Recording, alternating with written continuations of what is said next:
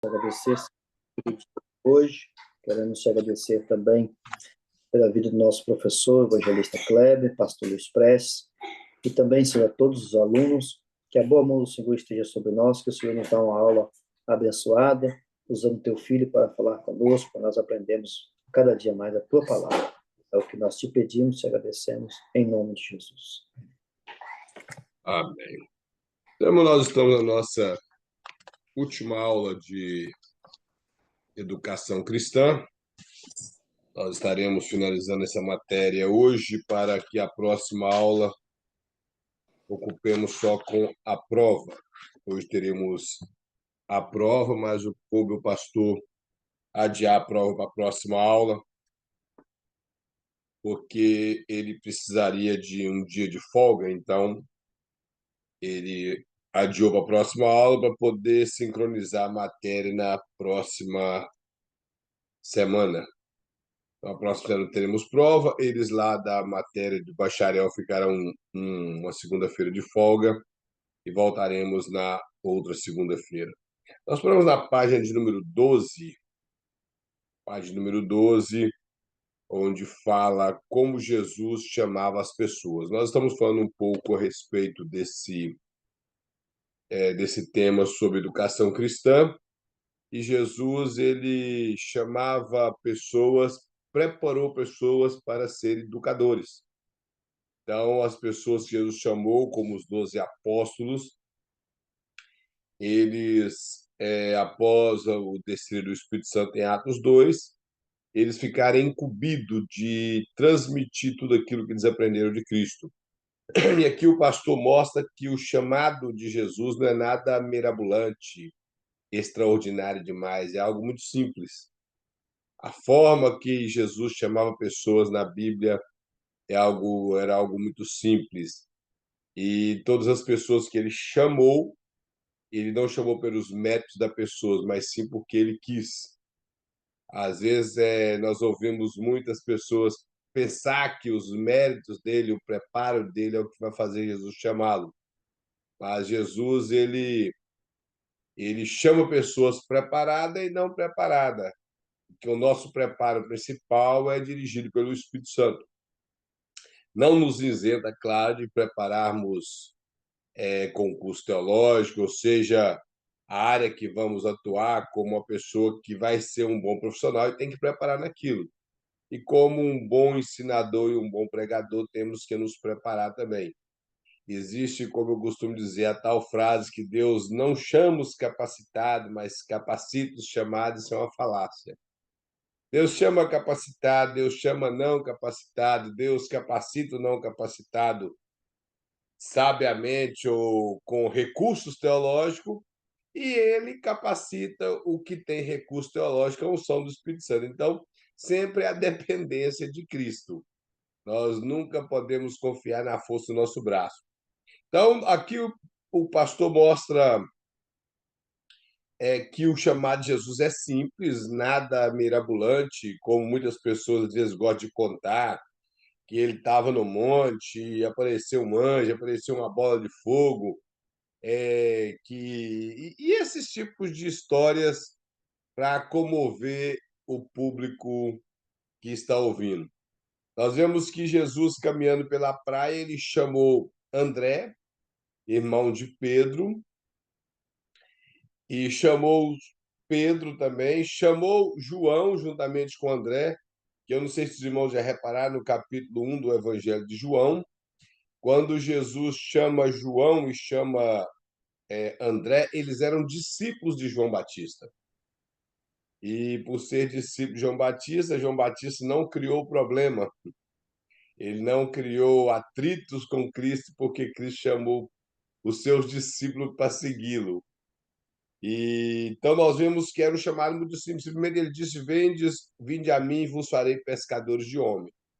Então Jesus falou na linguagem deles, eles eram pessoas não com muita cultura, simples pescadores, homens que dedicavam e ganhavam sua vida com a pesca, pais de família como Pedro, e Jesus os chamou dentro da linguagem que eles entendiam. Jesus chegou e disse: Olha, vocês pescam peixes, esse é o seu trabalho, então eu vos convoco a ser pescadores de homens, ou seja, ganhar almas para Cristo. Então, o chamado é muito simples.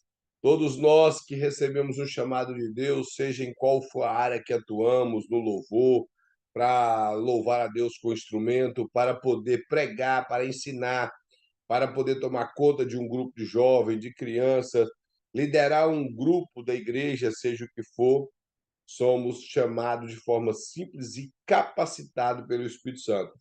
Aí ele fala que ele exigia muita renúncia. Esse chamado exige muita renúncia que, às vezes, isso torna difícil para aquele chamado. A pessoa que é chamada por Deus, por não querer abrir mão de determinadas coisas, ele acha um pouco difícil ele abraçar esse chamado. E não tem como nós sermos pessoas que vamos ter um ministério aprovado por Deus se não formos abnegados às coisas que nos atrapalham na caminhada. Então, quando nós renunciamos algo por Cristo, abandonamos determinados hábitos, determinadas coisas que poderia travar o nosso ministério, travar nossas vidas, o Senhor abençoa de maneira extraordinária.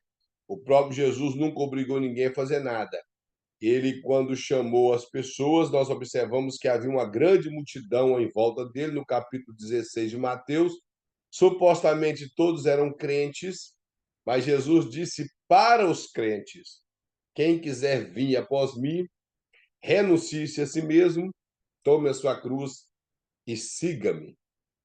Então, essa dificuldade da renúncia e de tomar a cruz, que a cruz não é nada bonito, não é algo que chama atenção, a cruz não dá destaque para ninguém. A cruz é algo dificultoso, algo pesado, algo que traz vergonha, mas a Bíblia fala que, em Hebreus, quando fala de Moisés, fala que pela fé Moisés deixou de ser chamado filho da filha de Faraó e abraçou os vitupérios de Cristo.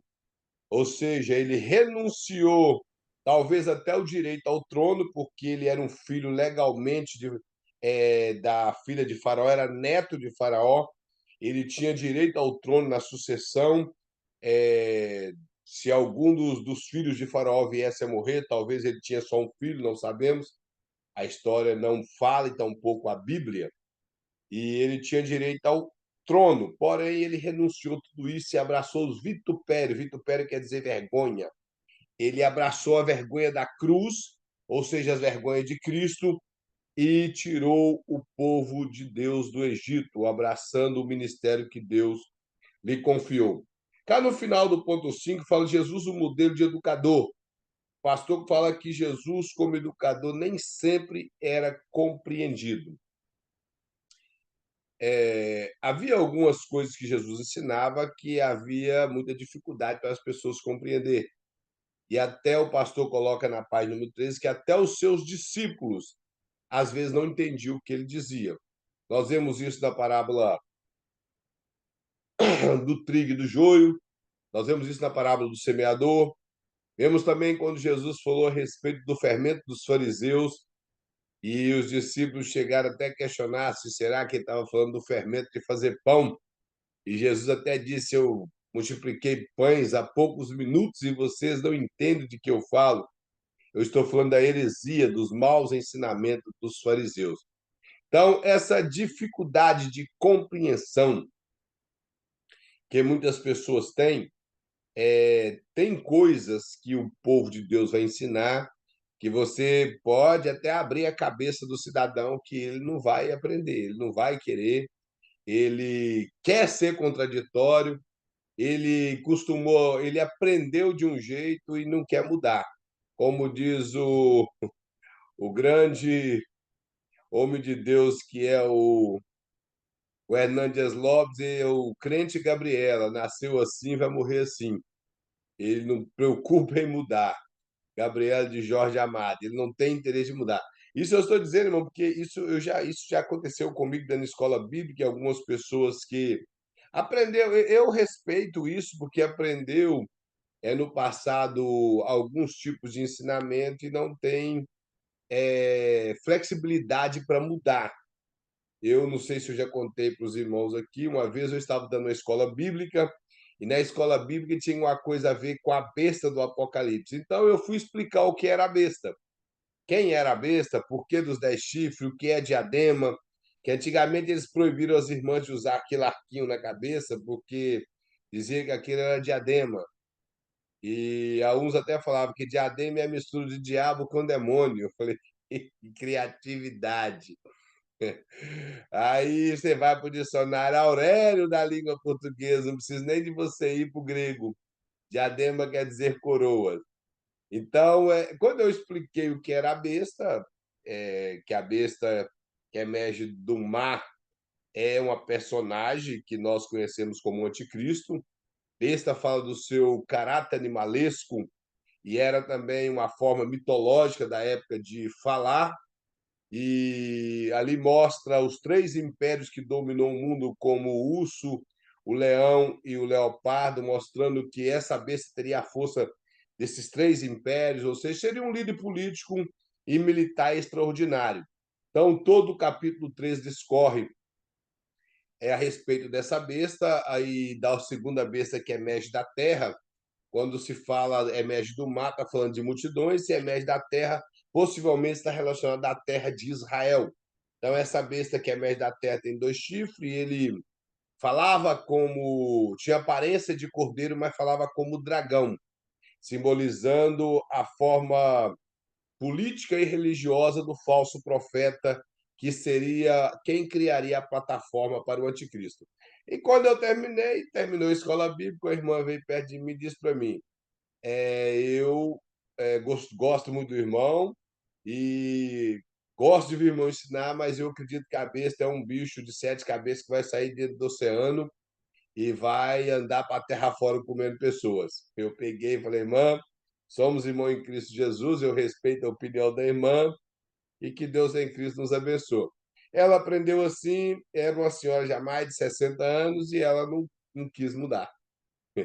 Não quis mudar, então ela acredita piamente que a besta é o Tiamat da Caverna do Dragão, lá daquele desenho que passava da Caverna do Dragão. Ela acredita dessa forma. Então, tem pessoas que não querem mudar. Você pode ensinar, você pode desenhar, ou como diz, você pode explicar desenhando e depois pode explicar o desenho que não vai querer mudar, não vai querer entender. E nós vemos isso que o próprio Jesus ele preocupou em esclarecer melhor para os discípulos pelo fato da falta de compreensão dos ensinamentos. E um tempo atrás, até alguns anos, eu ouvi uma frase muito triste da boca de uma irmã, que para mim aquilo é muito triste, que eu estava ensinando, então eu comecei a falar a razão que João escreveu o evangelho dele. E, querendo ou não, para se entender o evangelho de João, nós temos que entender um pouco de filosofia e da cultura da época e a razão que ele escreveu. E eu fui explicar que ele escreveu para combater os gnósticos. E fui explicar o que era gnosticismo e falei, de repente a irmã virou e falou comigo: eu acho muito desnecessário você falar isso porque eu não entendi nada. Eu falei: olha, irmã, se a irmã não entendeu, não quer dizer que os demais não entenderam. Se a irmã não entendeu, a irmã se manifesta e pergunta que eu explico de novo, eu não tenho problema com isso. Ela, não, isso não me importa. Eu falei, você não importa para a irmã, eu respeito também, mas eu te garanto que tem pessoas que isso importa para ele. Não quis discutir com ela, só falei, eu particularmente acho que isso é viável no conhecimento da igreja, o pessoal sabe por que determinado livro da Bíblia foi escrito. Mas se a irmã acha que não, respeita a opinião da irmã. Mas que é triste é ouvir pessoas falar isso, que se você quer explicar algo para que elas entendam, ele fala que devido à sua. Eu não vou falar que é incapacidade, mas eu acho que é a falta de interesse mesmo, porque eu não acredito que o ser humano que é criado à imagem e semelhança de Deus e que é um cristão seja tão ignorante a esse ponto de ser chamado, os irmãos me desculpe, o termo ser chamado de burro, porque eu acho que nós temos a unção do santo. E essa unção é que nos capacita a compreender a Bíblia. se temos o poder de Deus em nossas vidas e o Espírito Santo que inspirou a palavra de Deus, não há, basta ter interesse. Mas é o povo do rodopeio da igreja, do pula-pula, dos mantos, do terra-prova, desses negócios. Esse é o tipo de gente que não tem interesse nas coisas bem explicadas da Bíblia. Então, infelizmente, vai ter pessoas assim. A falta de sensibilidade espiritual, corretamente, Maurício.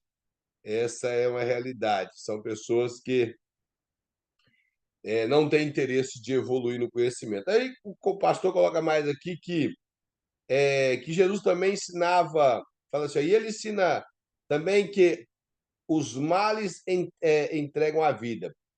O pastor quer mostrar aqui que Jesus ensinava muitas coisas e mostrando que coisas mal aconteciam na vida de pessoas cristãs.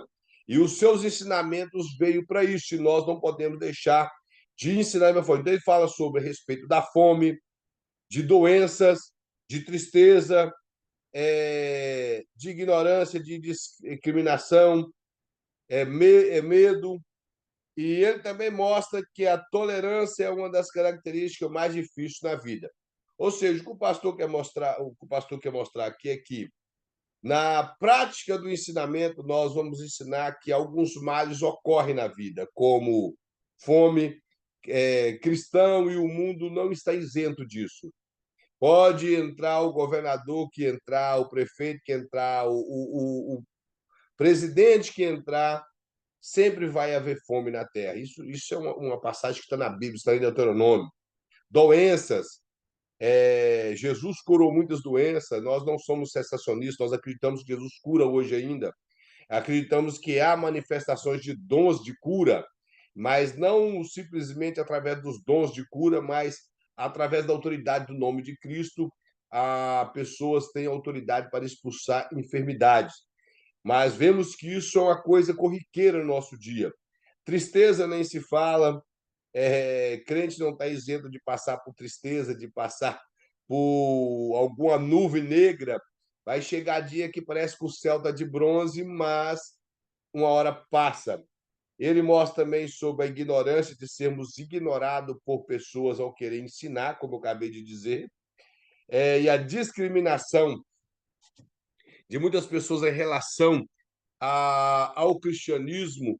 Isso, no meio do não cristão, irmãos, isso às vezes é aceitável, mas no meio do povo evangélico, as pessoas discriminar alguém por ele ensinar e preocupar com o ensinamento, isso é muito triste. Aí ele fala que também ele mostra a tolerância, que é uma característica mais difícil de ser vivida.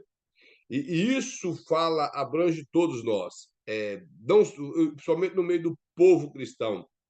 A falta de tolerância hoje no meio do povo cristão é muito grande. Qualquer coisa que um pastor faz, o povo já quer mudar de igreja, já quer criar problema. Qualquer coisa que às vezes alguém faz, o povo já quer matar. Às vezes é falta de paciência, de tolerância com próprios pastores. Então, é algo muito complicado. Sabemos que isso não é fácil, mas devemos ter isso em nós para poder ensinar. Então, a unidade da igreja, ela requer ensinamentos que levam o povo a ser tolerante. Tolerante um com o outro, não tolerante com coisa errada. Quando a Bíblia fala suportar uns aos outros, eu já vi algumas interpretações falar que ali é dar suporte, é pôr no ombro, não tem nada a ver. Lá fala assim, suportar uns aos outros em amor. Então, suportar uns aos outros em amor é você suportar a pessoa que é insuportável. É aquele irmão insuportável e você suporta ele. É isso que é dar suporte, é suportar. Suportar os outros quer dizer isso. Então, essa capacidade de tolerância é algo um pouco complicado. Aí o pastor coloca aqui que o modelo de educação que Jesus propõe são mudanças de dentro para fora, e não o contrário. Cristo desejava causar uma profunda transformação na alma humana. Então, quando eu falei a respeito dessas coisas, são as dificuldades que nós temos hoje. O estereotipo, nós temos uma facilidade muito grande de transmitir para as pessoas que somos crente. Por exemplo, eu viajava muito para o Espírito Santo e uma vez eu cheguei para comprar uma passagem para ir, a mulher virou e falou assim: Você é evangélico, né?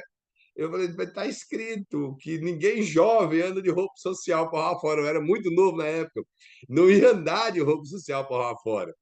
Então, ela na hora ela imaginou: ele é crente agora. O estereotipo é muito fácil transmitir para alguém que eu sou um cristão andando de terno, andando com o cabelo cortadinho e tudo. As pessoas irão falar: oh, ele é o crente da antiga. Mas e no interior? Que é o que o pastor coloca aqui, que a preocupação de Jesus era com o interior das pessoas. Por isso que ele disse que os fariseus preocupavam em lavar o exterior dos copos, das coisas, mas preocupava, esquecia do interior. Então, ele deixa muito claro que é de dentro de nós que saem as coisas ruins, como adultério, maus pensamentos, homicídios saem de dentro de nós. Então, é dentro de nós que tem que haver mudança. Eu não cesso de falar que quando eu dediquei a estudar as cartas de Paulo, foi a época que eu mais tomei paulada na minha vida, até pelo próprio nome de Paulo. Nunca tomei tanta exortação na minha vida quando eu dediquei a estudar Paulo. Às vezes me passava assim, mas quando eu resolvi estudar e aprender o que realmente é uma mudança para um cristão, porque nós pentecostais amamos muito esse mover exterior do Espírito Santo, mas aquele mover interior, que é uma das maiores ações do Espírito Santo na vida do povo de Deus, é essa ação que está em Paulo escreve aos Gálatas, que é aquela mudança por dentro, onde nós cultivamos o fruto do Espírito. Então, esse tipo de coisa é o que Jesus estava ensinando. Que agora nós vamos até entrar a respeito das doutrinas de Paulo, a contribuição dele para o avanço da educação cristã. Vamos ver que essa mudança de dentro para fora ela tem mais importância. E se nós observarmos até as coisas que Deus criou, tem relação com de dentro para fora. Por exemplo, Jesus, Deus, quando mandou construir o tabernáculo, ele construiu de dentro para fora. Se os irmãos observar, os irmãos vão ver que Jesus, Deus mandou fazer a primeira coisa, a Arca da Aliança. E até quando foi tudo construído de dentro para fora, a Arca da Aliança foi montada também de dentro para fora. Vocês irmãos já perceberam? Eles colocavam ali o assoalho da Arca da Aliança, do tabernáculo, colocava a Arca da Aliança, colocava a primeira cortina, o primeiro véu, colocava os utensílios do santo lugar, colocava o segundo véu, colocava o altar do holocausto, a pia do lavatório, depois que cercaram com a estaca. Então, foi de dentro para fora. Corretíssimo. Quando caráter está relacionado quando nós estamos sozinhos. É por isso que Deus fala que Jó era um homem íntegro e reto. Reto quer dizer o que nós somos diante dos olhos das pessoas. As pessoas nos vê, as pessoas estão nos enxergando, nós somos retos diante dos olhos dele. Mas íntegro é o que somos sozinhos, só quando estamos nós e Deus e os infelizes dos demônios nos vendo. Isso chama integridade, isso fala de caráter, isso fala da maneira que nós somos por dentro. Então, a mudança sempre tem que ser por dentro. Porque quando nós mudamos por dentro, nós preocupamos em mudar por fora. É impossível um cristão que ele tem um relacionamento com Deus e ele mudou por dentro e ele vive de qualquer maneira por fora. Eu não estou aqui querendo doutrinar ninguém, mas e não só pelo fato de eu ser assembleano, eu não sou pego, apegado a costumes de igreja. Mas uma coisa que eu sempre falo, um cristão que ele é regenerado, ele tem uma mudança por dentro, ele não veste de qualquer maneira para ir para um culto.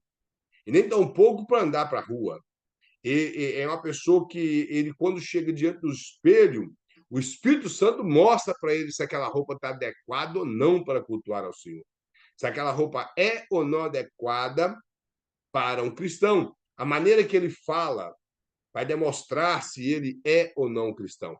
Mas eu tenho vergonha de alguns crentes. Nós vemos na rede social alguns crentes que no púlpito, pregando, eles Ô, falam palavras pastor, obscenas. E para mim, se as pessoas falam palavras obscenas, é porque está falando corriqueiramente no dia a dia. Na hora de pregar, alguém soltar uma palavra obscena é porque está falando aquilo no trabalho, no grupo de amigos. Então fica algo meio complicado. E falar que uma pessoa mudou interiormente e ele constantemente tropeça em palavras desagradáveis para um cristão falar. Alguém ia perguntar alguma coisa?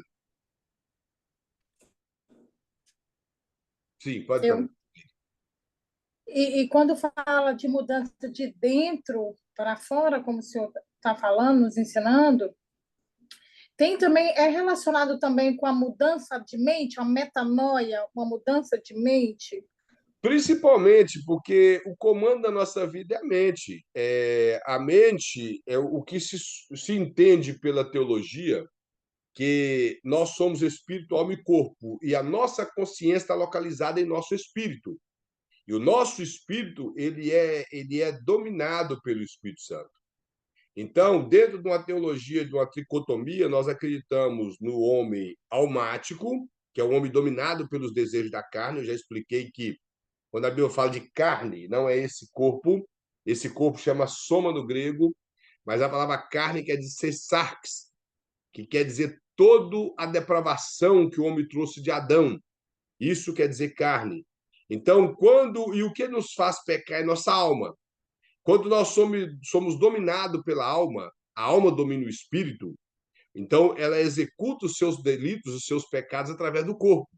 Mas quando o espírito domina, ele cede ao Espírito Santo e ele domina, o Espírito Santo, junto com o nosso espírito, vai fazer com que o nosso corpo glorifique o nome do Senhor.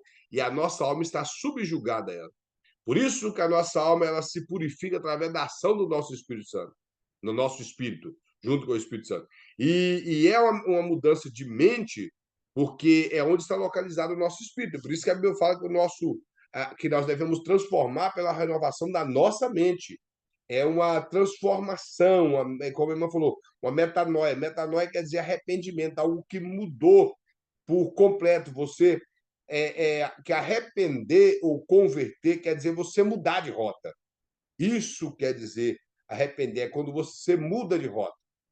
Então, é essa parte que realmente é a mente do cristão que é mudada. Ele recebe um novo coração, e esse novo coração não é produção humana, mas é produção que o Espírito Santo faz dentro de nós, é ele que faz brotar dentro de nós. Então, é impossível alguém que passou pelo processo da regeneração, está no processo da santificação, ele querer viver dessa forma. Não quer dizer que nós não vamos errar, que nós não vamos cometer falhas, mas o que quer dizer é que nós não vamos viver bem com aquelas falhas. Que tem pessoas que se acomodam ao pecado. E ao se acomodar ao pecado, ele vai esfriando e fica morno. E a pior coisa, como o próprio Cristo fala, é a mornidão na igreja. E quando nós somos tomados de mornidão, nós somos contendeiros, somos fofoqueiros, somos preguiçosos, vemos defeito em tudo, nada está prestando na igreja. Aí nós mudamos de igreja, vamos para outra, damos trabalho lá, vamos para outra igreja, prejudicamos o pastor, vamos para. Roda as igrejas da cidade inteira. Aí quando não tem mais jeito, funda uma igreja ruim também. Aí funda aquele negócio ali morno e o pau quebra lá naquela igreja sem Deus. Então, então é desse jeito. Então, irmãos, o apóstolo Paulo, como ele dava valor didático à literatura neotestamentária.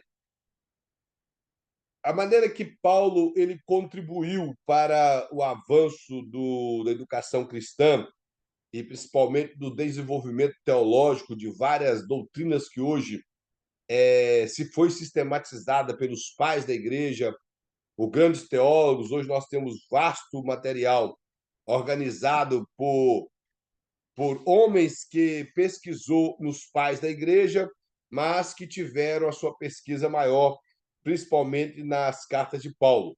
Pastor Glaucão, o apóstolo Paulo, como bem sabemos, após a morte e ressurreição de Jesus, foi um dos grandes responsáveis pela difusão do evangelho pelo mundo conhecido da época. Ele empreendeu em grandes e longas viagens missionárias, pregando insistentemente Cristo crucificado e ressuscitado. Nós vemos um livro de Atos, que é o livro que aborda a respeito da vida de Paulo. Paulo surge no livro de Atos, no capítulo 7, como alguém que esteve presente na morte de Estevão, possivelmente comandando aquele apedrejamento. No capítulo 9, com toda a sua arrogância e empáfia, que ele tenta ir buscar os cristãos que se encontravam em Damasco, para poder levar deportado para Jerusalém, ele encontra com Cristo. E o interessante é que o apóstolo Paulo estava tão empreendido em fazer aquele mal que ele ia andar aproximadamente 200 quilômetros a cavalo para poder ir a Damasco, porque Damasco não era do lado de Jerusalém, Damasco era na Síria. Inclusive, era a capital da Síria, uma das capitais da Síria. E ele se dispôs a andar 200 quilômetros para poder fazer isso. E o interessante é que depois ele não mediu esforço para fazer a obra de Deus. Como o pastor coloca aqui, nas suas 3 viagens missionárias, que ele discorreu toda a Galácia, a Macedônia e outros lugares, ele ia e depois voltava revisando as igrejas. E ao regressar na sua 3ª viagem missionária, ele ainda se empreendeu em ir para Roma. Ele não chegou lá da maneira que ele queria, mas Cristo havia prometido que ele iria para lá. Mesmo que ele chegou como preso político, ele teve a sua casa com a guarda real e a guarda de Nero, do imperador de Nero, possivelmente estava com ele. O interessante é que na carta aos Filipenses ele chega a dizer assim, que os da casa de César vos saúda. Ou seja, possivelmente aquele soldado que estava sempre acorrentado com Paulo, tanto ouvi-lo pregar, resolveu dar crédito ao cristianismo e se converteram. Você pode ver isso na carta aos Filipenses e também aos Colossenses, que esses soldados eles vieram a conhecer o evangelho através do apóstolo Paulo. Então, Paulo ele anunciou Cristo crucificado, porém ressuscitado, mostrando que havia uma necessidade das almas se entregar a Cristo. E através desses ensinamentos, e eu não sei se os irmãos já observaram, os ensinamentos de Paulo também eram muito simples. Inclusive, lá em Corinto, onde era uma cidade grega e bem estruturada na filosofia socrática e nas filosofias de Platão, o apóstolo Paulo chega ali para pregar e ele chega com muita autoridade do Espírito Santo, mas ele mesmo diz que ele não foi com jogos de palavras e sublimidades humanas. Se ele quisesse dar um show de erudição lá, ele dava, mas ele preocupou em chegar lá e anunciar o evangelho. Ele ainda disse: eu cheguei aqui preocupado em anunciar Cristo e esse crucificado. Então, ele fala que ele foi através do poder do Espírito Santo e não com sabedoria humana. Ele fala assim na página número 14. Lemos especialmente no livro de Atos dos Apóstolos a respeito dessas viagens missionárias de Paulo. Então, irmão, nós vemos no livro de Atos essas viagens e sempre ele fala assim que e Paulo, e vemos que nem sempre sua mensagem foi bem acolhida. Isso nós vemos constantemente, que os judeus perseguiam Paulo constantemente. Se os irmãos observar, todas as perseguições de Paulo foi dos judeus. Não foi de pessoas não judias. Todos foram judeus. Em Listra foi judeu, em Tessalônica foi judeu, em Bereia foi judeus, em Jerusalém foi judeus. Todos foram judeus que perseguiram Paulo quando ele estava na sinagoga. Ele chegava em uma cidade, a primeira coisa que ele procurava era uma sinagoga. E naquela sinagoga ele preocupava em ensinar. E quando ele começava a ensinar, os judeus daquela cidade que se titulavam os mestres, que somente eles poderiam ensinar, eles criavam algum problema com Paulo. Aí, a primeira reunião na sinagoga e ver que Paulo ensinava que a lei já não era mais necessária ser cumprida, e sim a graça abrangia a todos, o favor de Deus estava abrangendo a todos e era através do favor de Deus. Então, isso era inaceitável dentro de um pensamento judaico daquela época. E eu não sei se os irmãos sabem o pensamento judaico, aquela religião judaica, porque os judeus, irmãos, eles se converteram, como Pedro, Barnabé, Paulo e outros, mas eles ainda guardavam alguns costumes judaicos. Os cristãos ainda iam ao templo, na oração, de manhã e de tarde. Eles evitavam a comer determinados tipos de alimento que a dieta religiosa judaica não permitia. Nós vemos isso no capítulo 10 do livro de Atos, Pedro falando. O apóstolo Paulo cumpriu alguns votos ao ir em Jerusalém, porque ele, por ser judeu, então ele tinha que fazer isso. Quando ele entrou em Jerusalém com Timóteo, que era filho de judia, porém o seu pai era grego, ele circuncidou Timóteo, mesmo sabendo que a circuncisão para nada prestava, mas ele preocupou em cumprir os ditames da lei para evitar determinado choque de cultura. Mas, porém, entre os gentios, ele não preocupava em fazer isso. Essa é a razão que ele diz que fez-se de tudo para ganhar a todos. Fez-se de sábio para ganhar sábio, fez-se de tolo para ganhar tolo. Isso não tem a ver com viver no pecado para ganhar pecador. Isso tem a ver com aquilo que não é essencial para a salvação.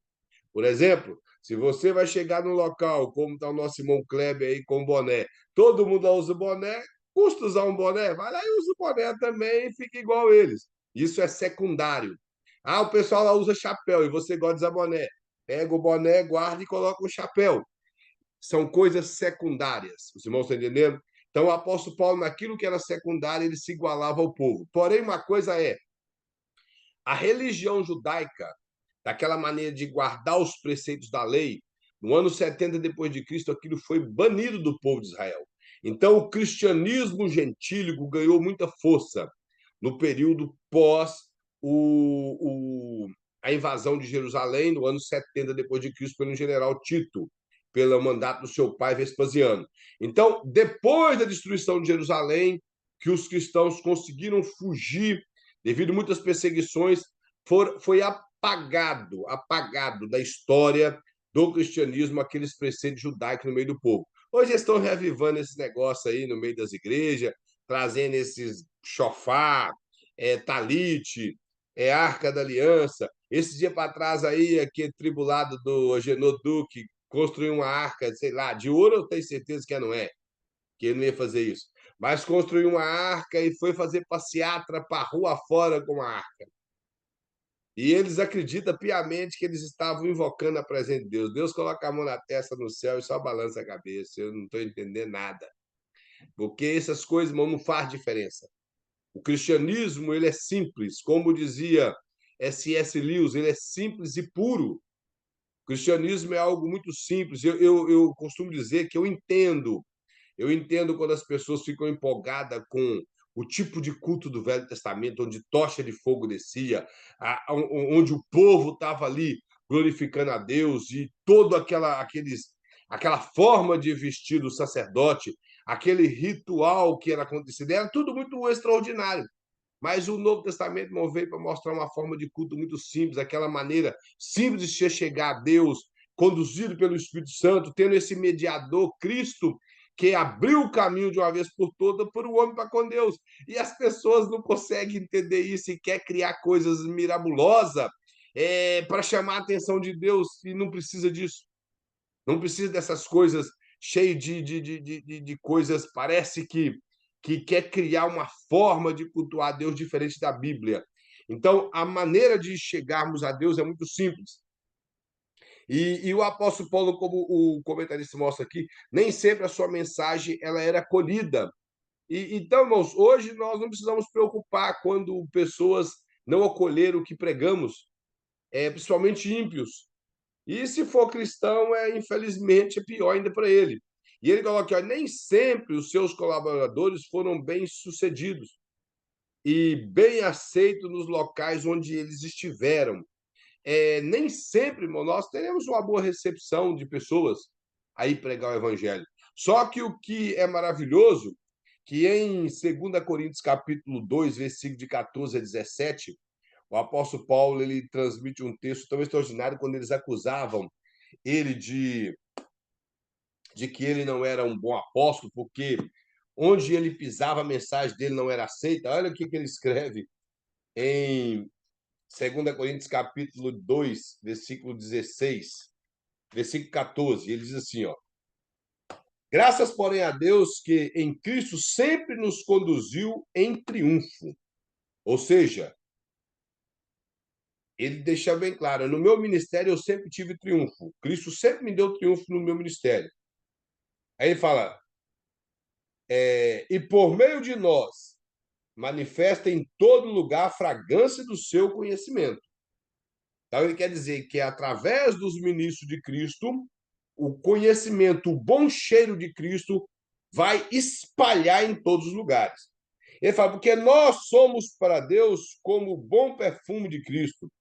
Tanto nós que somos salvos, como nos que se perdem. Para com este cheiro de morte para a morte, para aqueles aroma de vida para a vida. Quem, porém, é suficiente para essas coisas? O apóstolo Paulo está dizendo o seguinte: olha, o evangelho que nós pregamos, ele é cheiro de vida para aquele que aceita e recebe a vida. Para aquele que rejeita e quer viver morto, é cheiro de morte. Para ele não faz, aí ele pega e deixa bem claro. E quem vai ser suficiente para isso? Suficiente para explicar esse tipo de coisa? Somente Deus. Como ele mesmo mostra mais para frente na sua segunda carta mesmo ao Coríntios. Ele vai mostrar que a suficiência vem de Cristo e do evangelho de Cristo. Então, ou seja, quando anunciamos o evangelho, para aqueles que aceitam, ele é cheiro de vida, para aqueles que rejeitam, é cheiro de morte. Isso mostra que eles serão indesculpáveis nos últimos dias. O apóstolo Paulo mostra isso em Romanos 2, que aquelas pessoas que rejeitaram o evangelho, eles serão condenados por isso. E então as pessoas são indesculpáveis diante do Senhor. Não quiseram aceitar, não quiseram virar as costas para Cristo, vão ser julgados de acordo com aquilo que eles ouviram e rejeitaram. Infelizmente, nós temos que entender isso, que pessoas irão rejeitar o evangelho. Isso mostra até no meio de cristão. Jesus, ele conta a parábola do semeador e mostra 4 tipos de solo que recebe a palavra. E esses 4 tipos de solo, somente um produz 30, 60 e 100, que é o que é semeado em terra boa, o que tem um coração aberto para Cristo. Aí ele mostra aqui, ó, o apóstolo Paulo tornou-se pai. Esse pai aqui quer dizer que ele tornou-se pai tanto na organização da teologia como pai da fé de alguns cooperadores. Ele fala, e como um pai desenvolveu um profundo interesse pelas igrejas e comunidade. Tal preocupação e tal interesse do apóstolo pelas igrejas ficam demonstrados pela grande quantidade de cartas que ele escreveu, que são 13 cartas. Há a discussão da carta aos Hebreus, eu particularmente não coloco isso, mas ele escreveu 40 e poucos % do Novo Testamento. 13 cartas foram escritas por Paulo, desde o Romano, que é um dos maiores compêndios doutrinário, teológico e de salvação que tem na Bíblia, como a carta a Filemon, que mostra o valor do perdão e do reconhecimento de uma pessoa e da igualdade entre escravo e senhor. E principalmente de um coração quebrantado, que foi o coração de Filemon, em receber o seu escravo como irmão em Cristo e não colocar na conta dele aquilo que ele havia pego do seu senhor, ou não dado conta ao seu senhor do que ele deveria dar, ou talvez até mesmo fugido. Não sabemos se Onésimo era um escravo que se vendeu para pagar uma dívida, mas se for, ele estava voltando e o seu senhor estava ali de braço aberto para perdoá-lo. Então, nós vemos que o apóstolo Paulo contribuiu de forma extraordinária para a edificação dessas igrejas. Ele foi pai porque ele organizou de maneira tão sistemática a teologia, seja a respeito de Cristo, a respeito de Deus e do Espírito Santo, apesar dele falar bem pouco a respeito do Espírito Santo, mas ele foi, e como nosso irmão Luiz coloca aqui, o principal líder, ou o maior bandeirante do cristianismo, tanto em desbravar a igreja como em educar a igreja. O apóstolo Paulo foi o verdadeiro intérprete de Cristo. É o que nós podemos entender pela a teologia. Ele foi quem interpretou os ensinamentos de Cristo. E, segundo os estudiosos, Agostinho foi o maior intérprete de Paulo. Aí os exagerados calvinistas dizem, então, que Calvino foi o intérprete dos 3. Mas isso é um exagero muito grande. Calvino foi um grande exegeta, mas ele tem muita coisa que ele não compreende do apóstolo Paulo e tampouco de Cristo. Mas nós entendemos, irmãos, que Paulo foi realmente um homem extraordinário. Aí ele fala aqui que o interesse de Paulo demonstrava também na sua preocupação com a formação de novos líderes. Onde o apóstolo Paulo chegava, ele ficava ali aproximadamente 2 anos, 3 anos. Nós vemos isso em Éfeso, capítulo 20 de Atos dos Apóstolos, quando ele está despedindo, ele deixou-lhe presbíteros.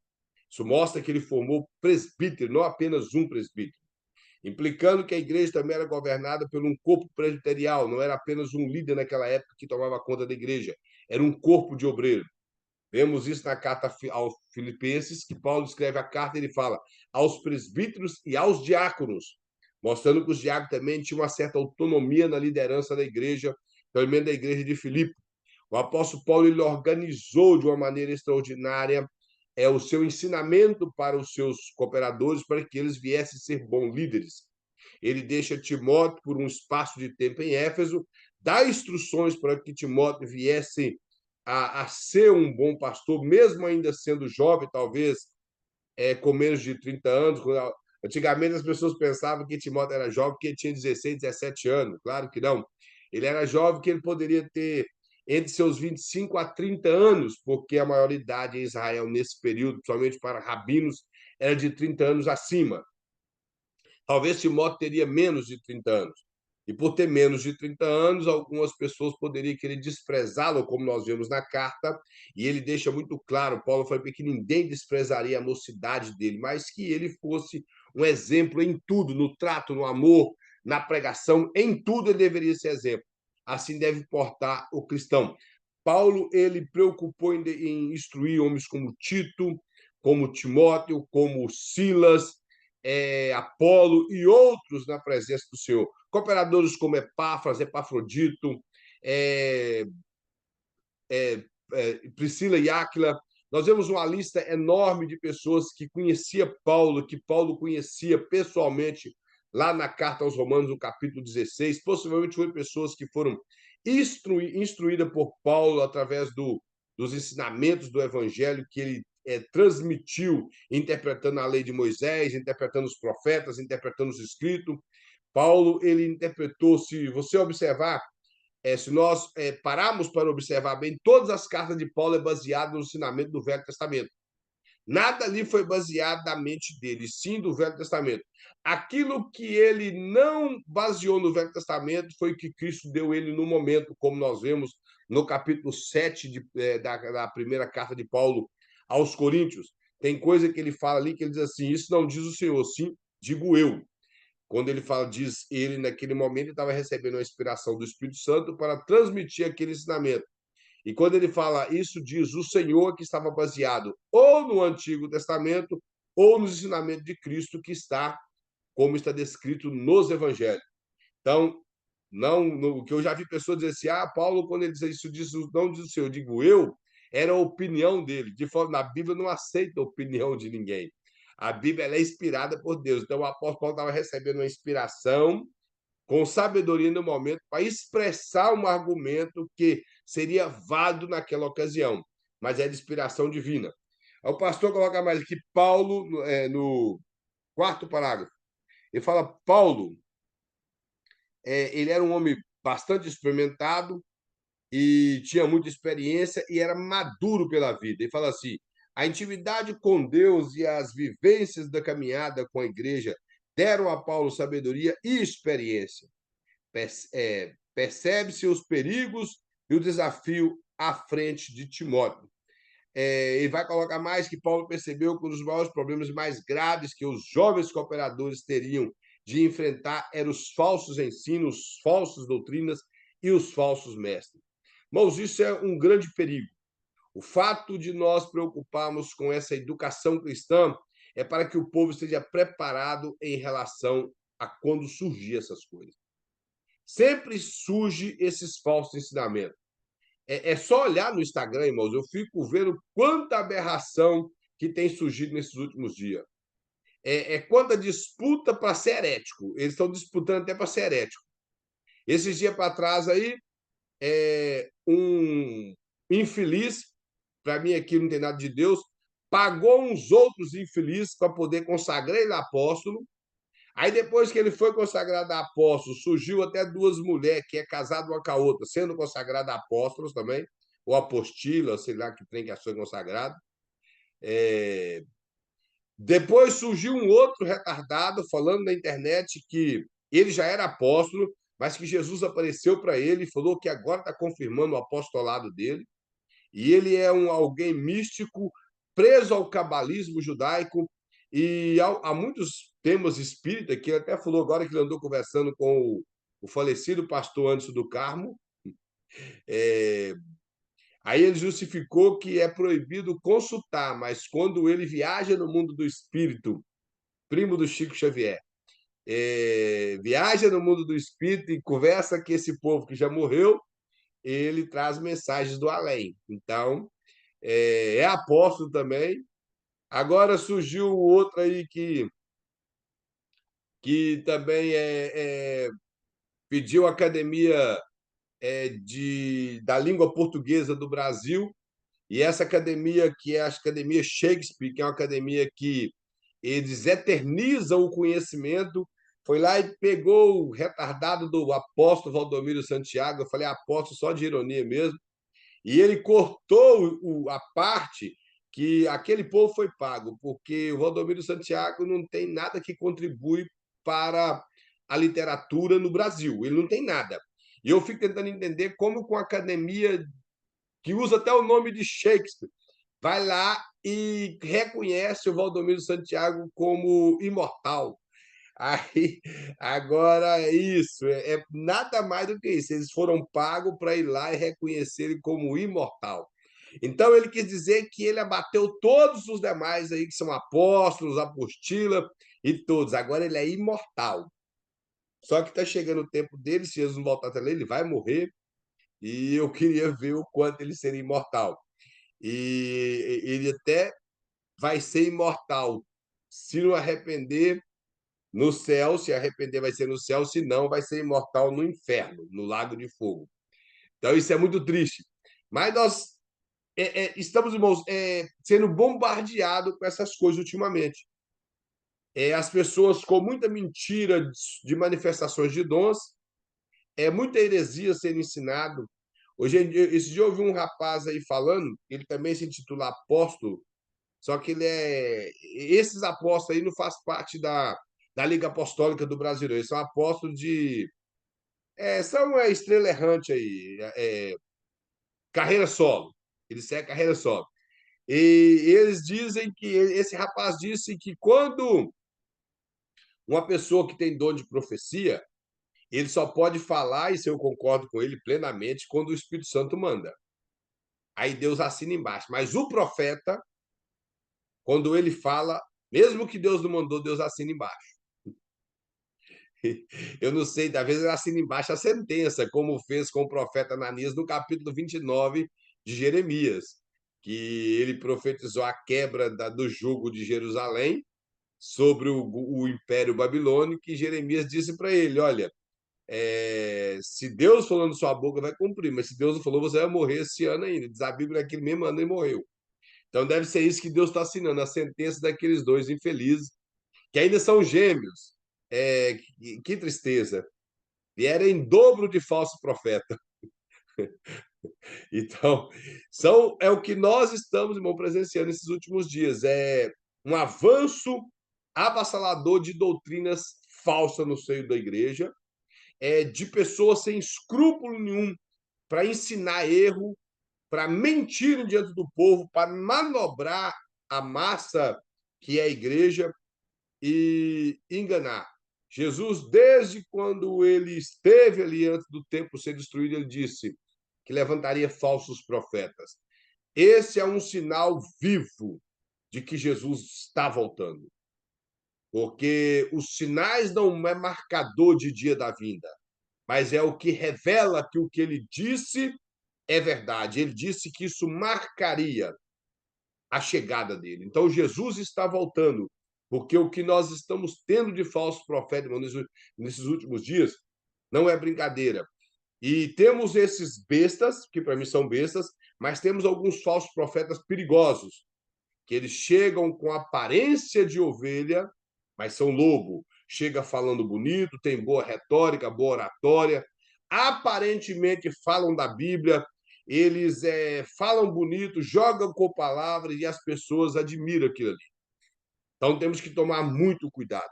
É por isso que nós temos que preparar a igreja, temos que ter pessoas preparadas para preparar os cristãos.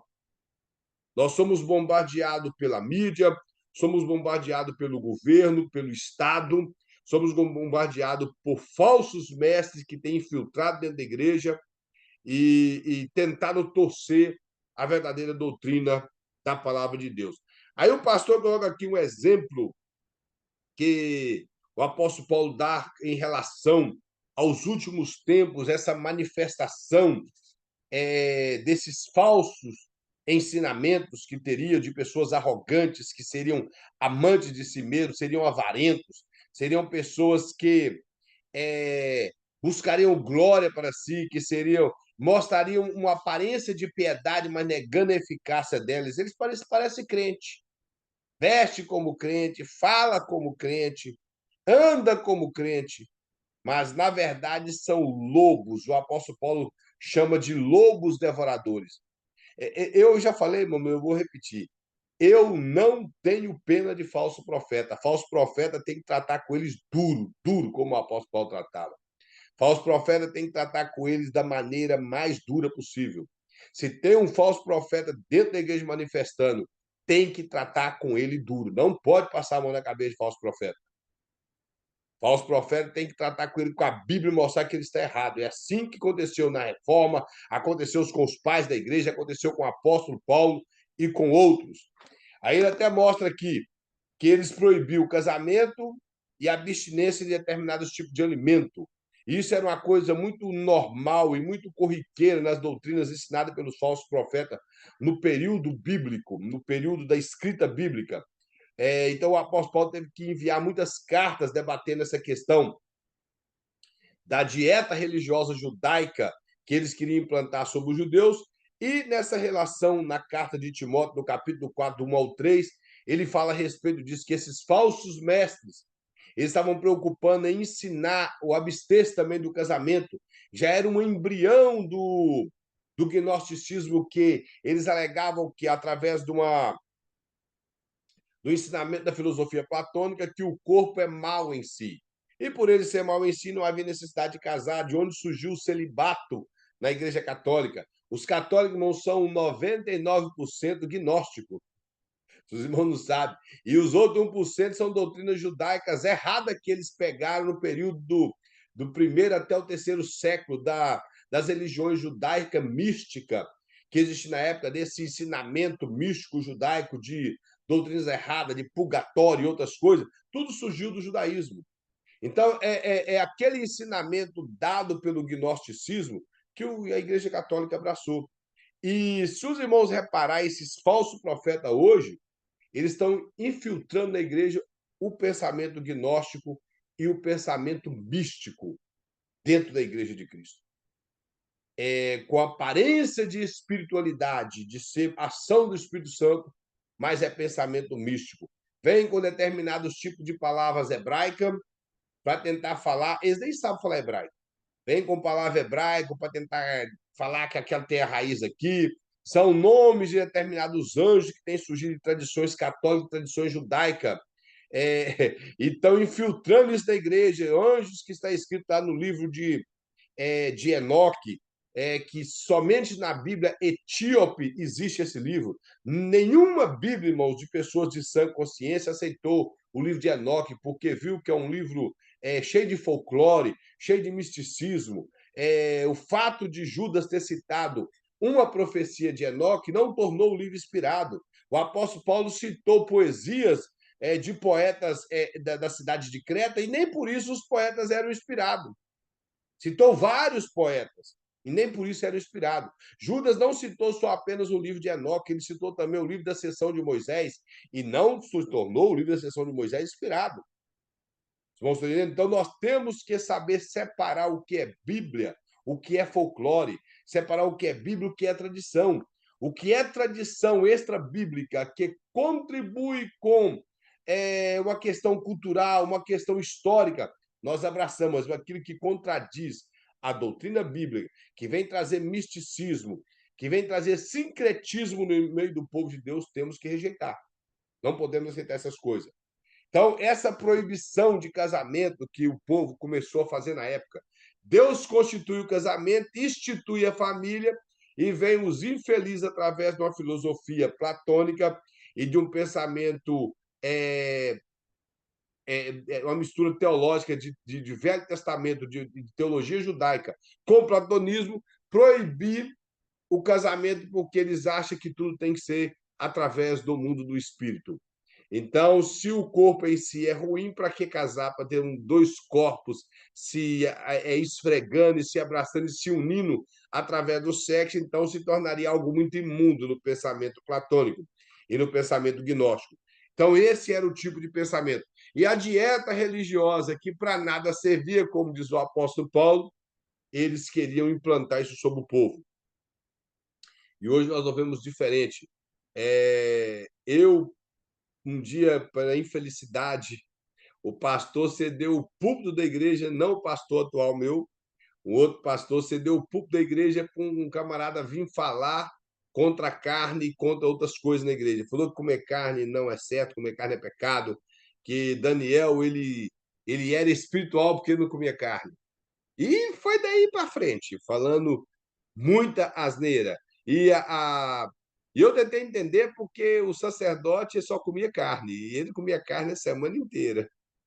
O sacerdote, o sumo sacerdote, comia carne a semana inteira, passava a bife a semana inteira, e ele disse que comer carne, além de tudo, é pecado. E ele não leu a carta de Paulo aos Coríntios, ele leu o que ele quis ler. E citou Daniel, tudo fora do contexto. Então, são as proibições de determinados alimentos que não há necessidade. Comer carne de porco, comer camarão. Eu só não como, irmão, cebola e lesma, mas camarão, morcego também eu não como, não, como os chineses comem. Mas camarão, peixe que tem escame, que não tem escama, eu como tranquilo. E os judeus não comem peixe que não tem escama, então eles não comem camarão. E eu como pintado, salmão, todos os peixes que é de couro eu como, eu não estou preocupado com isso. E como carne à vontade, e não me preocupo, carne de porco, carne de boi, carne de galinha, então não estou preocupado com isso. E o camarada me vem usar o púlpito da igreja, em vez de pregar a Bíblia, ficou pregando isso. E vou falar com os irmãos, ele gastou 1h10 falando. Eu pensava assim, nunca mais vai acabar, nunca mais. É aquela pregação espada, chata e longa. Nunca terminava. E depois ainda conseguiu vender ainda uma consulta para vários irmãos da igreja, cobrando $200. Eu falei, vocês estão muito burros. Vocês estão muito burros. Se tivessem estudado a Bíblia, vocês nem gastam esses $200. E tudo que ele copiou da internet, eu não sou contra, irmão, coisa saudável. Eu acho que o ser humano tem que comer saudável, mas comer saudável não é abster-se de carne. Comer saudável não é só comer legume. Temos que aprender o porquê que Daniel comeu só legumes. Está escrito na Bíblia comum. Bom, está muito fácil escrito na Bíblia. Por que que ele optou em comer legumes e não comer as iguarias do rei? As iguarias do rei, possivelmente, duas coisas tinha ali, porque Daniel não comeu. A primeira, ele não comeu pelo fato dele guardar, ele era um judeu, guardava a dieta religiosa do judeu, da lei de Moisés. Possivelmente haveria naquela comida coisas que ele não poderia comer. E como sentado no determinado local entre pessoas, ele ia ficar separando o que pode comer e o que não pode, talvez ele não comeria nada. E a segunda coisa que eu creio é que aqueles alimentos eram sacrificados a ídolos, porque eles eram muito idólatras na Babilônia e muito supersticiosos. Então, possivelmente, Daniel preocupou em evitar esses dois tipos de coisa. Por isso ele comeu legumes, nada mais do que isso. E o fato deles parecerem mais robustos foi porque, devido a ele colocar isso no coração, Deus abençoou a vida deles. Somente isso.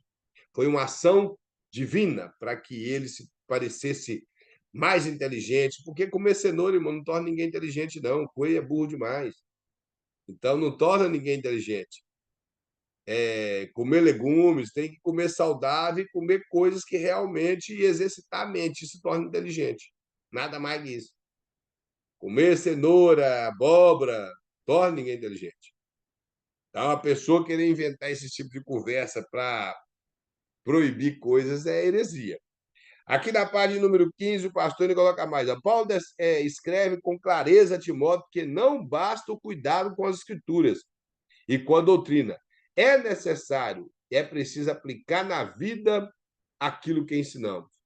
Eu já falei isso várias vezes, mas o que o pastor quer mostrar é a nossa maneira de viver com aquilo que aprendemos pode falar mais alto com aquilo que falamos. Então, falamos e vivemos. Ensinamos para as pessoas, para os nossos liderados, e mostramos com a nossa forma de viver que aquilo que nós ensinamos é verdade, porque nós acreditamos nela e aplicamos em nossas vidas. O pastor mostra mais aqui a respeito da reforma, como a reforma contribuiu para o avanço da educação cristã. Ele, quando o pastor fez a apostila, ele colocou aqui que já se completou quase 505 anos, mas nos dias de hoje são 507. Desde a Reforma Protestante em 1517 até hoje dá 507 anos. Ele fala desse monge agostiniano, ou seja, agostiniano quer dizer que ele era adepto à teologia de Agostinho, esse Agostinho que é o Santo Agostinho conhecido por todos, o Agostinho de Hipona, e esse monge se chamava Martinho Lutero.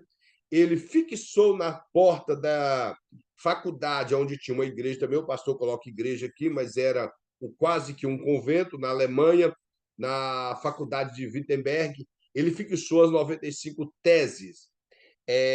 Essas 95 teses ela tinha por intuito debater o pensamento que era pregado pela Igreja Católica a respeito da indulgência e do poder papal sendo a última palavra, que ele estava acima da Igreja e acima da Bíblia. Então, o Martinho Lutero ele vem mostrar que o poder papal não era acima das Escrituras, que as Escrituras estavam acima de tudo, acima da Igreja, acima do Estado e acima do Papa. Que a Igreja não determinou as Escrituras é que determinam o que está na Igreja. A Igreja não foi quem formou as Escrituras, porque a Igreja Católica ela quer bater no peito e dizer que eles foi quem selecionou os livros. Primeiro, quem se deu o trabalho de selecionar os livros, de ocupar com esse trabalho de seleção, foram os pais da Igreja que não eram católicos e apostólicos romanos. Eles pertenciam à continuação da Igreja primitiva, que levava, poderíamos dizer que ela não levava placa, a Igreja não tinha placa. Ela era a Igreja universal, universal porque ela era abrangente, e não era universal no sentido da universal do Reino de Deus, e a palavra utilizada na época era a palavra católica, que é uma palavra em latim, que quer dizer que ela era abrangente. Então, católico não tem a ver com católico apostólico romano de hoje. A igreja, até no século VI, era universal, igreja católica. Então, os pais da igreja, que eram os padres, as pessoas responsáveis naquela época, padre no sentido também da palavra latim, os pais da igreja, foi quem se deu o trabalho de estudar, separar os livros que fazia parte do cano do Novo Testamento. Isso foi um período muito largo, há cerca de mais de 2 séculos, para poder organizar o Novo Testamento. E ainda até no período da Reforma tiveram alguma dificuldade com isso. Mas o que o pastor quer mostrar é que Martinho Lutero, através do conhecimento dos pais da igreja, da organização da Bíblia, ele chegou ao conhecimento que o poder papal, aquele poder de indulgência pregado por Dom Tetzel, nada mais era do que heresia. Então, ele abandona aqueles pensamentos católicos e abraça os pensamentos bíblicos. E, ao fixar essas 95 teses, o Martinho Lutero não tinha interesse de fazer rebelião, Martinho Lutero não tinha interesse de abandonar a Igreja Católica, ele simplesmente queria uma reforma na Igreja Católica. E essa reforma era para ser que a Igreja Católica melhorasse, voltasse aos ditames da palavra do Senhor. Porém, eles rejeitaram, excomungaram Lutero. Excomungar é uma palavra também em latim que quer dizer expulsar. o excluir da Assembleia de Deus, né, a exclusão da Assembleia de Deus. Eles tiraram ele da comunhão da igreja, que excomungar é contrário a comungar, e Martinho Lutero rasgou e queimou em praça pública a carta de excomunhão dele. Ele não importou com aquilo. Ele não fundou igreja, as igrejas luteranas não é fundada por Martinho Lutero, espero que os irmãos saibam disso. Ela é fundada através das doutrinas que Lutero acreditava, mas não foi fundada por ele. Então, o pastor coloca mais aqui que de lá para cá muitas coisas aconteceu e dados da história nos deixam registrado que o avanço da educação em solo europeu confundiu-se com a solidificação dos princípios consagrados na Reforma Protestante. Eu já falei várias vezes, mas Martinho Lutero contribuiu muito para a educação no período desse chamado período de trevas, que as pessoas não tinham cultura na época essa questão de cultura de ensinamento, as pessoas eram muito leigas, poucas pessoas tinham leitura, as pessoas eram analfabetas completamente na época. Como diz algumas pessoas, analfa de pai, beta de mãe. As pessoas ficaram sem o conhecimento bíblico, sem conhecimento da escrita, porque tinha poucas escolas, somente as pessoas com condições financeiras boas poderiam ir para a escola. E no período de Lutero, devido às missas e às cópias da Bíblia que existiam na época, todas eram em latim, as pessoas não falavam latim, principalmente na Alemanha, eles falavam alemão. Nos outros países, a pessoa falava a língua dele, então as Bíblias eram apenas em latim. Os padres decoravam as missas em latim, e ali eles ficavam fazendo toda aquela reza em latim nas missas. Isso promoveu uma ignorância muito grande no meio do povo. E o pastor coloca aqui que, nesse período da Idade Média, o cristianismo teve bastante influência na educação. A Idade Média é o período de 476 até 553, quando, pouco antes disso, houve o período da escrita, ou da imprensa, melhor dizendo, o Johannes Gutenberg, quando ele cria a imprensa. Então, ali já facilitou para alguns pré-reformadores e também para os reformadores a copilar a Bíblia na língua do povo, fazer traduções como Lutero fez, do hebraico e do grego para o alemão, e distribuir esses exemplares da Bíblia de graça. A primeira vez que Lutero fez exemplares da Bíblia, ele fez 3.000 exemplares, e ele distribuiu para o povo, ele contribuiu para a educação, ele teve um papel extraordinário para que as pessoas viessem a ter conhecimento da leitura. E uma coisa que o pastor coloca aqui, que Lutero, ele tinha acesso aos governadores daquela época, ao povo da política, e ele chegou a dizer para o povo que não bastava as riquezas naturais da terra, não bastava ter casas bonitas, ter uma cidade bem preparada, bem estruturada, quando o povo estava sem conhecimento da escrita ou sem boa educação. Então, ele mostra que, se o povo fosse um povo bem educado, eles teriam uma sociedade melhor. Então, esse foi o interesse de Lutero. E Lutero contribuiu para isso.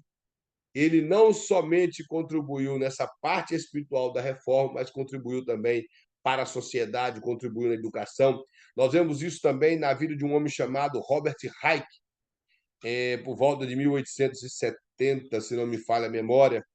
Ele contribuiu muito para a educação de crianças que viviam na rua, isso já é do século XIX, mas foi ele que deu origem à escola bíblica dominical. Ele pegou essas crianças, levou para a casa dele, para uma garagem, ali ele começou a ensinar, através de literaturas evangélicas, aquelas crianças a ler, e dali surgiu a escola bíblica dominical, as igrejas abraçou aquele tipo de ensinamento, e as pessoas foram educadas através das escrituras. É comprovado, irmãos, que na China, a China tem crescido bastante o número de evangélicos. Não tem como saber, porque as igrejas são, podemos dizer, igrejas clandestinas, porque o país é comunista, então não tem como saber o número de cristãos que há lá. Mas chegou ao conhecimento de alguns educadores aqui na América que que a maneira que chegou o cristianismo na China foi através de algumas literaturas evangélicas que chegaram lá para poder as pessoas aprender a falar inglês. E são, não vou falar infelizmente, mas a realidade são literaturas calvinistas que chegou na China e em inglês, então eles começaram a aplicar os ensinamentos da Bíblia ou os ensinamentos bíblico teológico na China, e as pessoas foram conhecendo o evangelho, foi espalhando o evangelho ali. Então, a educação cristã chegou em países como a China através de literatura. Isso mostra a contribuição do cristianismo nessa obra maravilhosa. Agora, o interessante foi tirar o povo das trevas, da ignorância, para o conhecimento e até a educação através da palavra de Deus, como Martinho Lutero fez. O pastor coloca mais embaixo aqui que percebemos que os princípios basilares da reforma, como somente a Bíblia é a palavra de Deus, têm sido substituídas por interpretações modernas acerca dessa verdade.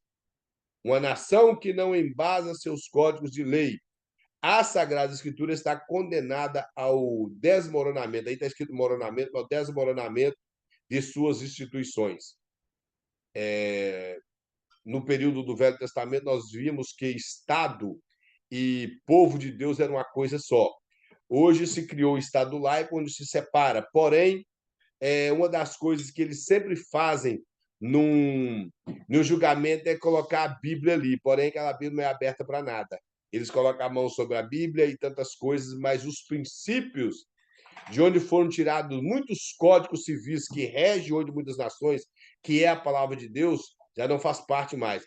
Agora, o triste como o pastor coloca na frase anterior, é que os ensinamentos da reforma, como só a Escritura, que é só a Bíblia, só o ensinamento bíblico, tem sido substituído por interpretações modernas, onde as pessoas têm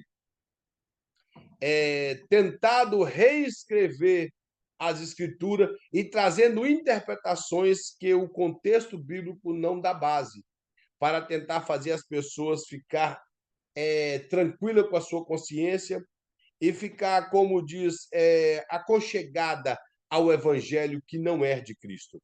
Há um evangelho barato, um evangelho que não é o evangelho da graça, e isso tem feito igrejas doentes, tem feito igrejas fracas, tem feito uma sociedade fraca, e o analfabetismo, a falta de conhecimento bíblico no meio do povo, tem feito o povo estar sem interesse pelas coisas de Deus, porque não tem conhecimento de Deus. Se não tem conhecimento de Deus, por que interessar nas coisas de Deus? Então, essa forma, irmãos, moderna que o povo está tendo hoje, de querer falar que é a igreja, de anunciar o evangelho, tem prejudicado a igreja. É só observar que, hoje, irmãos, eu creio que uns 70% da igreja aqui na América é a igreja coach. É a igreja onde as pessoas estão preocupadas em falar de coisas que não é Bíblia. Eles ficam ali 50 minutos falando e não citam a Bíblia. Quando citam a Bíblia, são interpretações forçadas na Bíblia, que não faz jus no que é uma hermenêutica saudável. É só os irmãos observar. Aqui na América tem passado por isso. Aqui o pastor coloca sobre a graça de Deus, o único meio pela qual o homem pode ser salvo. Esse é o ensinamento que as igrejas pentecostais e não pentecostais, que são as igrejas reformadas, ensinam, que a salvação é unicamente pela graça. Nós, como eu já falei, seguimos o pensamento de Armínio através de John Wesley. Armínio nunca ensinou uma salvação sinergista. Ele sempre ensinou o monergismo. Monergismo quer dizer que é uma ação única de Deus. Sinergista quer dizer que é uma ação conjunta. Mas nós entendemos, irmão, que não há uma ação conjunta. A única coisa que as igrejas pentecostais acreditam que nós precisamos de abrir o coração para que o Espírito Santo possa trabalhar em nós para que nós venhamos aceitar a fé. Nós podemos rejeitar a fé ou aceitá-la. E já o pensamento reformado, a pessoa ela é tomada de súbito, de qualquer maneira, Deus, se quer resgatar, ele vai resgatar, e quem não quer resgatar, não vai resgatar.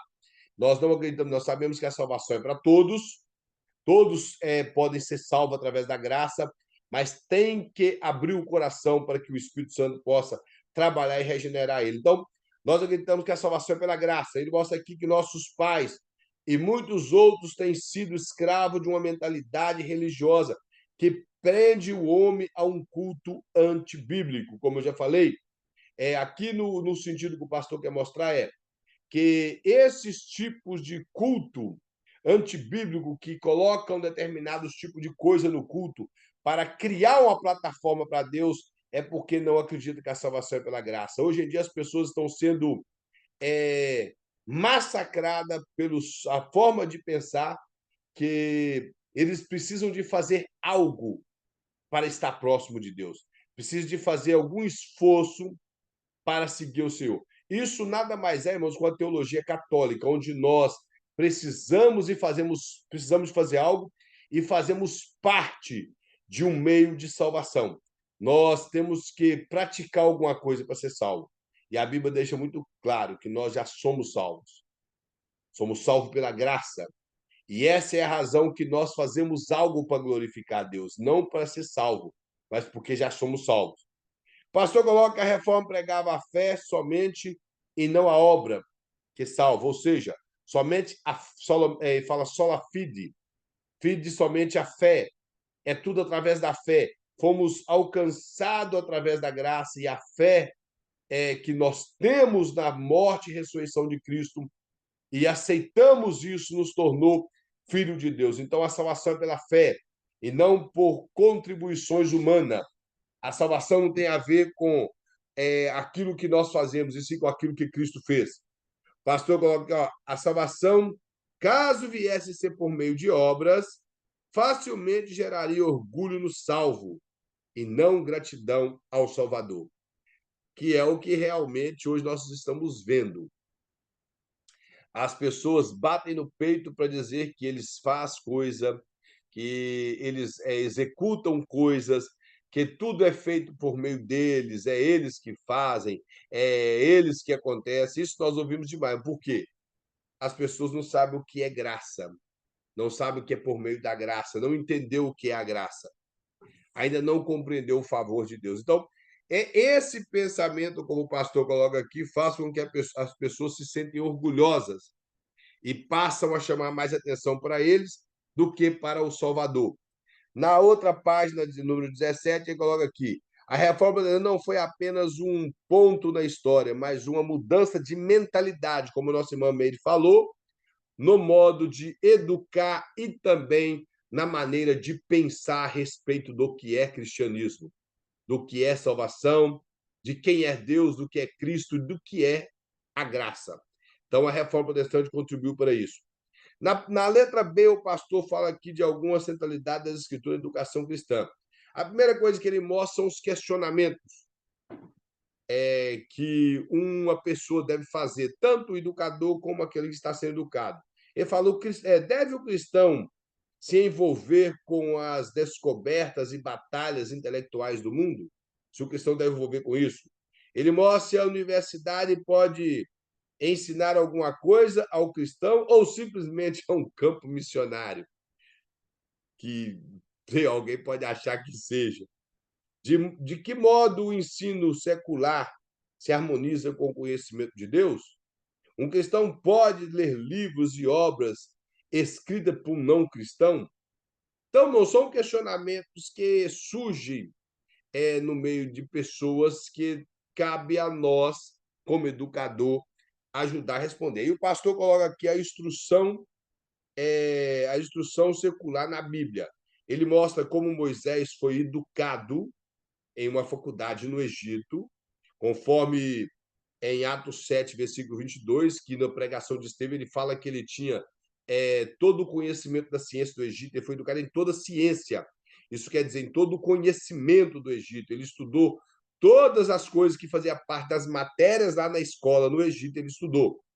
Fala também de Daniel, que ele teve um preparo de 3 anos estudando Aqui fala que ele deveria ter conhecimento de como viver na Babilônia, toda a cultura dos caldeus e também o que era ensinado lá.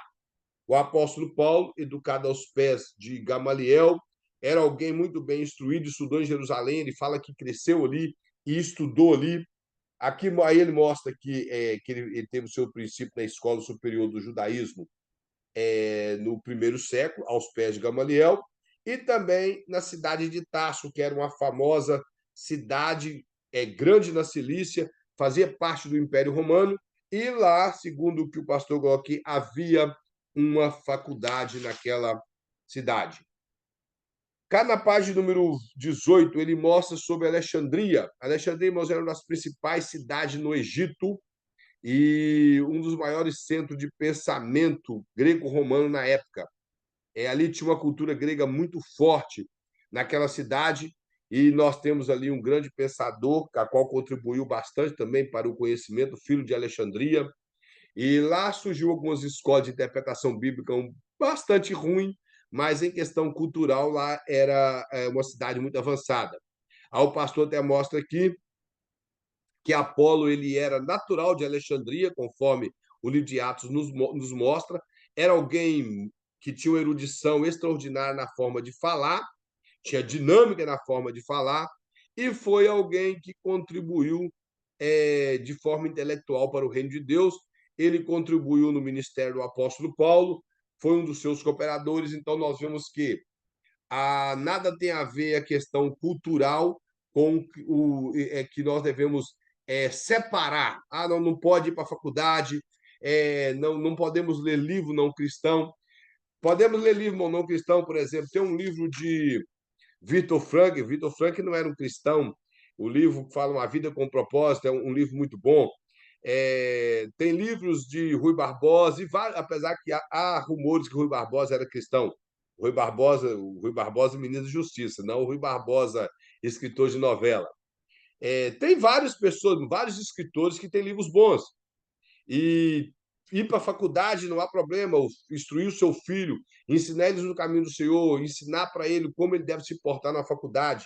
Então, Moisés mostra como ele viveu lá, apesar que lá ele não tinha ensinamentos, ele teve seus ensinamentos judaicos quando era criança, mas nós vemos Daniel, José e outras personagens bíblicas que conviveu no meio de pessoas não cristãs, eles estiveram em palácios e tudo e não se contaminou com aquilo ali. Então não há problema nenhum.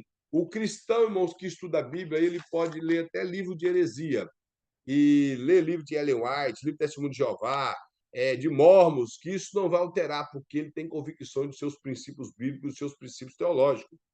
Então, o problema é se nós cedemos às tentações mundanas de uma faculdade ou em determinados locais e abraçar o mundo e virar as costas para Cristo. Esse é que é o problema.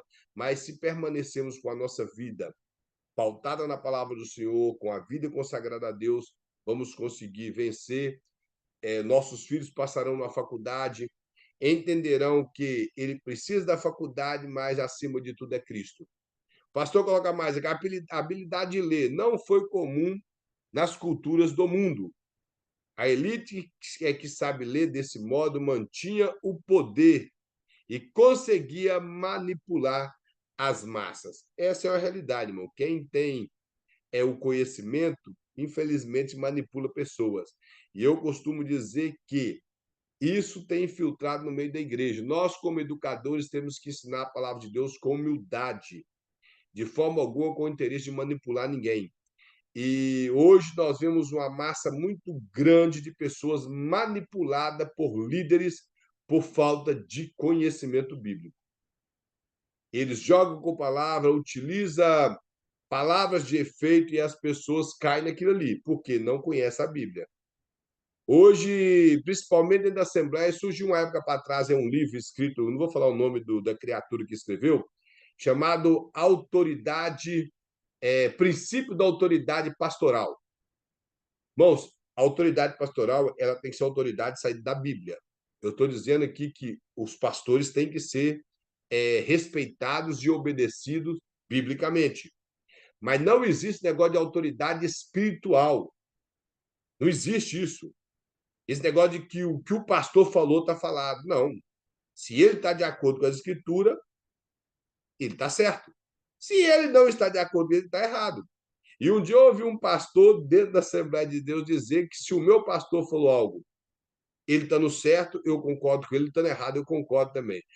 Aí eu tive que dizer que o apóstolo Tiago, que melhor dizer, não era apóstolo, ele disse que quando nós precisamos de sabedoria, nós pedimos do alto. E a sabedoria do alto, ela é tratável. Aí a última coisa que ele fala é que ela é imparcial. Se ela é imparcial, é porque ela não vai ficar do lado da coisa que é errada. Se o pastor está errado, ele está errado. Não existe negócio de ficar do lado de quem está errado. Então, esses pastores que gostam de manobrar o povo, que ficam com essa teoria de autoridade espiritual, ele usa a frase, como eu já falei várias vezes, do tocar no ungido, eu sou escolhido, eu sou ungido do Senhor, foi Deus que me pôs aqui, eu não caí de paraquedas. E fica com esse jogo de palavras e as pessoas não conhecem Bíblia e acabam concordando com aquilo. Se o pastor está errado, ele tem que ser tratado. Tem que mostrar para ele na Bíblia que ele precisa de consertar aquilo, não é concordar com o erro do pastor. Então, essa liderança que gosta de manobrar pessoas, eles irão pagar um preço a Deus. A Deus. Nós não podemos manobrar ninguém. Utilizar do conhecimento que temos para prender pessoas debaixo de um jugo daquilo que nós achamos. E coloca aqui, ó, se uma pessoa conhece que a Bíblia é a palavra de Deus e que vale a pena estudá-la e compreendê-la, aí ele mostra algumas coisas que essa pessoa tem que ter. Porque uma coisa é, nós somos cristãos, entendemos que a Bíblia é a palavra de Deus, dedicamos a estudá-la e queremos guardá-la e compreendê-la, apesar de que muitas pessoas acreditam que a Bíblia é a palavra, e defende. Isso aqui é a palavra de Deus, que foi Deus que inspirou e tal, mas nunca abriu a Bíblia para nada. Ele defende por religiosidade, porque alguém falou com ele que a Bíblia é inspirada, é inerrante, é a palavra de Deus. Aí ele defende isso, mas ele não abre a Bíblia. Então, eu fico tentando entender por que ele quer defender a Bíblia. Quando surge o erro, cai na autoritarismo. É realidade, ele quer usar de autoridade quando está errado, mesmo assim, principalmente quando foi pego no erro. Então, o pastor coloca aqui uma coisa que é interessante. Quem quer aprender a Bíblia, eu sei que o pastor vai pedir aqui não é coisa fácil também nessa parte. Ele fala a questão linguística, que nós que queremos dedicar a aprender a Bíblia, teríamos que dedicar a conhecer as línguas originais da Bíblia, como o hebraico, o aramaico, das porções em aramaico que a Bíblia foi escrita, e o grego, que é todo o Novo Testamento. Há alguns que dizem que o Evangelho de Mateus foi escrito em primeira ordem em hebraico, mas eu não acredito, porque o povo judeu da época de Cristo falava aramaico, não hebraico. Então, se Mateus tivesse que escrever o seu evangelho na língua do povo judeu, por ter sido escrito especificamente para os judeus, tinha que ser aramaico, não em hebraico, porque em hebraico só os rabinos leriam e ele queria alcançar toda a massa daquela época, e não só os rabinos. Então, ele foi escrito em grego, que era a língua comum na época. Todo o Novo Testamento foi escrito em grego. O Velho Testamento, 90 e tantos por cento foi escrito em hebraico. Então, seria bom se nós conseguíssemos entender um básico do hebraico e do aramaico e do grego, na verdade, do hebraico e do grego, para conseguirmos fazer boa exegese da Bíblia. Eu sei que isso não é fácil, principalmente quando os irmãos chegarem no bacharel, os irmãos vão ver que a língua hebraica não é fácil. O grego é um pouco mais fácil, mas também é completamente diferente a nossa caligrafia, muitas coisas mudam. Então, é um pouco difícil, mas não impossível de aprender. As questões da história, da geografia, da arqueologia e da filosofia, o pastor coloca, etc., que nós deveríamos conhecer, que faz parte da teologia bíblica, e ele fala historicamente a Bíblia foi a Bíblia que eliminou as superstições do paganismo e abriu as portas para a ciência, a tecnologia e a cultura ocidental. A Bíblia, irmãos, ela acabou com aquele pensamento religioso que prendia as pessoas. E ela quebrou esse pensamento religioso e cultural que principalmente a Igreja Católica implantou no meio do povo, que ciência não anda junto com a Bíblia, que a religião tem que se apartar da ciência. E isso não é verdade. Nós não precisamos de distanciar da ciência para poder continuar cristão. E tampouco temos que acreditar que a Bíblia é um livro científico. A Bíblia não preocupa com a ciência, a Bíblia não está nem aí para a ciência. É a ciência que preocupa com a Bíblia. A Bíblia ela tem coisas científicas, coisas que está relacionada à ciência, mas ela não é um livro científico. A Bíblia não está preocupando com esse tipo de coisa. A Bíblia foi escrita numa linguagem humana para descrever aquilo que era necessário na época. Hoje nós temos vastos material para compreender o período cultural da época, por que foi escrito. Então, deveríamos debruçar nesse tipo de livro para compreender melhor o que os escritores bíblicos quis passar para nós. Para terminarmos, da página de número 19, ele fala da atividade contínua da igreja. Quando a igreja, irmãos, é bem educada através do conhecimento da palavra do Senhor, tem bons educadores, o pastor coloca aqui o seguinte, que as atividades da igreja, ele fala que levar a verdadeira adoração a Deus. Como vamos adorar a Deus se não somos bem educados de forma cristã? Se não temos bom conhecimento da Bíblia? Se não aprendemos a palavra do Senhor? Então vamos cultuar, vamos adorar a Deus de que forma? Sem esse conhecimento. Ele mostra mais que esse conhecimento leva a admoestar os crentes quanto à vontade de Deus. Admoestar quer dizer corrigir de forma dura, a entender que eles devem estar debaixo da vontade de Deus. Mostra que a educação cristã ela ensina o crente. Ela treina os crentes para uma vida operacional frutífera. Ou seja, os crentes vão produzir bons frutos dignos de arrependimento, conforme Jesus ensinou. Dá assistência espiritual e material. Em Gálatas 6, versículo de 1 a 10, retrata a respeito disso. Ele fala promover a comunhão. Atos 2, quando fala do princípio da igreja, a palavra de Deus faz isso. Administrar as suas atividades. Administrar as atividades da igreja através da palavra do Senhor e proclamar o evangelho de Cristo, como foi as últimas palavras de Jesus no evangelho de Mateus. E esse proclamar, além de pregar, conforme Marcos, é ensinar, fazendo discípulos, fazendo pessoas estruturadas. Então, esse é o papel da igreja. Aqueles que são chamados para ser educadores devem se esmerilar nessa área. Estudar a palavra do Senhor, comprar bons livros, dedicar à leitura, continuar fazendo curso teológico, de maneira alguma desistir, e preparar bons educadores, despertar, incentivar a igreja a estudar a palavra de Deus em primeiro lugar, entrar num curso teológico, homens, mulheres, adolescentes, obreiros, principalmente obreiros, estudar, fazer um curso teológico e dedicar primeiramente a palavra do Senhor. Assim seremos, irmãos, bons educadores e a educação cristã vai ser abrangente no meio do povo de Deus. Irmãos, que Deus em Cristo abençoe a todos. Na próxima aula teremos a nossa prova. Que os irmãos preparem para a prova na próxima aula. E a próxima aula será apenas prova. O pastor vai enviar a prova por volta das 8h30, conforme ele colocou no aviso do grupo do Médio em Teologia. Se os irmãos ainda não viram lá, os irmãos vai no WhatsApp e leia a mensagem do pastor. Amém? Alguém tem alguma pergunta? Alguma coisa a acrescentar? Não? Então vamos agradecer ao Senhor. Gostaria de pedir ao nosso irmão Wilson para estar agradecendo a Deus. Amém. Senhor Deus e Pai, queremos nessa noite te dar graças, Senhor, pelo cuidado que o Senhor tem tido conosco, por essa aula maravilhosa que tivemos, Senhor. Te peço que abençoe o professor, o irmão Kleber, o pastor Fred, sua família, a família de todos aqui presentes, Senhor. E também, de igual modo, Senhor, abençoa as famílias daqueles que não puderam aqui estar, Senhor. Continue, Senhor, conosco, cuidando das nossas famílias, nos dando uma semana de descanso, que possamos memorizar tudo aquilo que foi falado e que possamos, na próxima semana, ter uma prova abençoada e que possamos todos ser bem-sucedidos. É o que eu te peço em nome de Jesus nesta noite. Amém.